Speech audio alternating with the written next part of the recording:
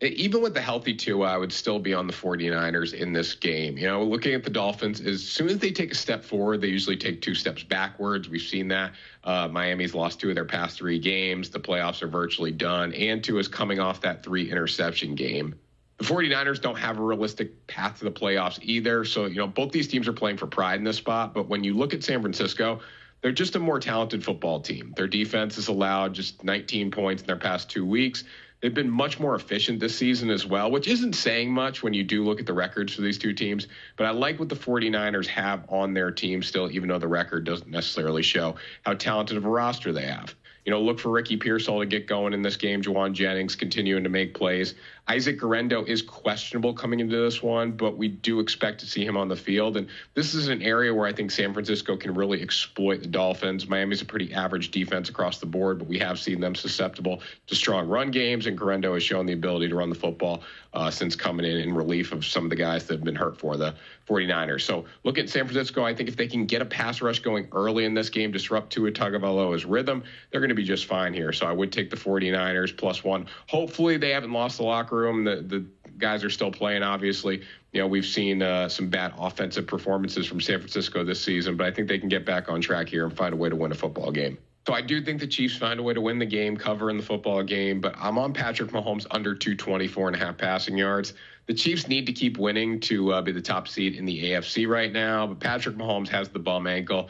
He also hasn't thrown for a ton of yards this season when he has been healthy. He has thrown for 210 or less yards in 3 of his past 5 games, and now he has to play in 3 games over the next 11 days with the hurt ankle. I was expecting Carson Wentz to play in this football game, so it's a little shocking to see Mahomes limping off the field last week and then being the starter this week and being full go on Tuesday. So I still don't think they're going to use him a ton here. They need to protect him. They need to run the football. So look for them to emphasize the rushing attack against the Texans. And Houston's also been really good in the secondary. And the Texans are having a slightly disappointing season. But when it comes to their secondary, they rank second in defensive passer rating, according to coldhardfootballfacts.com. Also second in defensive real quarterback rating. And then they're first in defensive real passing yards per attempt. So they're not giving up those big plays down the field. And that's really where Patrick Mahomes is going to rack up passing yards if he's able to connect with those big shots down the field. I just don't see that happening here. And then on the flip side, when you look at how the Houston Texans are playing offense right now, C.J. Stroud's in a little bit of a sophomore slump, so I don't necessarily anticipate Houston putting a ton of pressure on Kansas City to score in this game. So look for a hefty dose of the run game here, limited Mahomes throws, and them just try to get out of this game with him healthy and win in a close one, as we have seen the Chiefs do many times this season. So looking at that game, I'm going with Lamar Jackson over 281.5 passing plus rushing yards here.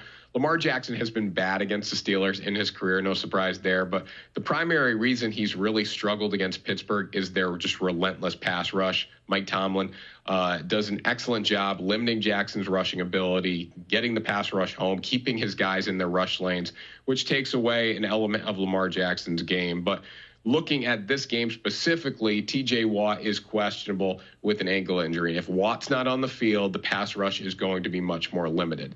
Now, if he does play too, he's also not necessarily going to be 100%, so the pass rush probably isn't going to get home as much as it would have if he was healthy here. So I have confidence that Lamar Jackson can show up and play well in this game, especially after what Jalen Hurts did to the Pittsburgh Steelers last week. Jackson does have 9 passing touchdowns in his last 3 games. His last shaky performance was against Pittsburgh last time he threw an interception, but he still threw for 207 yards in that game and completed less than 50% of his passes. So if he's slightly more efficient, and I think that's really possible here because the limited pass rush, he's going to have shots down the field based on what Jalen Hurts did last week to the Steelers. And on top of that, too, Lamar Jackson's mom cussed him out a couple weeks ago for not running the football much. I see him taking off any opportunity he gets and definitely pushing 300 yards combined here with the passing and the rushing yards. I like Tampa -4, but I'd rather play the under in this game personally. There's been some sharp money coming in on the under. And when you look at how Tampa Bay has played lately, they've been really good. But they're exploiting teams that haven't necessarily got a pass rush, all right? If you get the pass rush to Baker Mayfield, if you can put pressure in his face, he's going to make mistakes, he's going to throw interceptions, and he's done that consistently this season.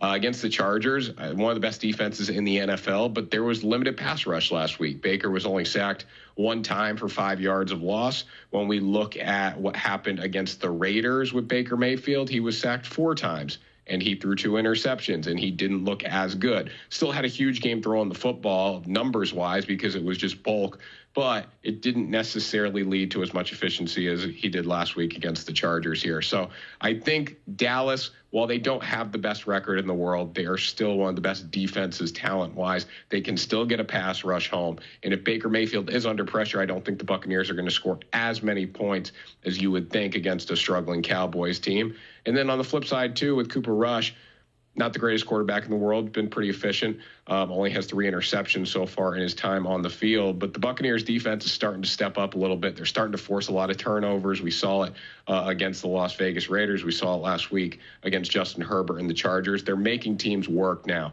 And they still have, flaws. They still have holes in their secondary, but they are forcing turnovers. So if they can get to Cooper Rush a little bit, make his night a little harder here, I don't see the Cowboys putting up a ton of points either. So I see a convincing Bucs win here. I just don't see them putting up enough points to get it over the line, especially if Dallas's front 7 can step up.